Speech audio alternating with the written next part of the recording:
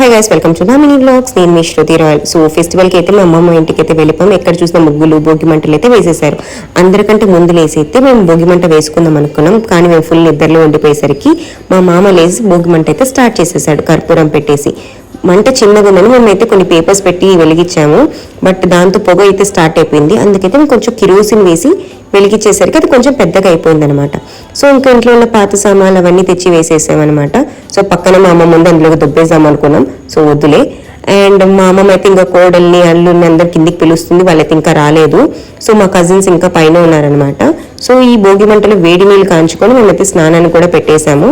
So ఇలా మా అమ్మమ్మ ఇంతవరకు నా హెయిర్ లెంత్ చూస్తే మీరు షాక్ అవుతారు. ఇది మా అమ్మమ్మ హెయిర్ లెంత్. అండ్ నేను ముగ్గు వేసినట్టు పోర్ట్రేట్ చేద్దాం అనుకున్నాం. ఇది మా అత్త వేసిన ముగ్గు. బాగా దీన్ని డీటెయిలింగ్గా చూస్తే తామర పువ్వులో ఆమె పొంగల్ వెలిగించింది. అండ్ దట్టు ఒక పక్క కైట్ ఉంది, ఇంకొకటి షుగర్ కేన్ చెట్టు కూడా పెట్టేసింది అనమాట. ఇంత టాలెంట్ ఎక్కడి నుంచి వచ్చింది అత్త అంటే గూగుల్ నుంచి చూసి వేసిందంట. సో ఫస్ట్ థింగ్ మా అత్తకి ఇంత క్రియేటివిటీ వచ్చింది, మేమైతే హ్యాండ్స్ ఆఫ్ చెప్పాం. ఇంకొకటి మా కజిన్, వీడైతే ఎవరి ముగ్గులు దింపడానికి ముగ్గు వేస్తున్నాడు, చెరుగడ్డ అయితే వేసేస్తున్నాడు అంటే ఇంటి ముందు. సో వీడికైతే ఒక పాట కూడా డెడికేట్ చేసేసాం. అండ్ ఇవి కోడి పెట్టెలు మా మామ తెచ్చింటివి. అండ్ పుంజులు ఉన్నాయి, మేము ఆల్రెడీ అయితే తినేసాం. మా అమ్మమ్మ అయితే నాకైతే ఒక స్టోరీ చెప్పేసింది తెనాలి రామకృష్ణ గురించి. సో 2 హార్సెస్ ఏవో ఉన్నాయంటే దానికి ఫీడింగ్ చేస్తూ ఉన్నారు.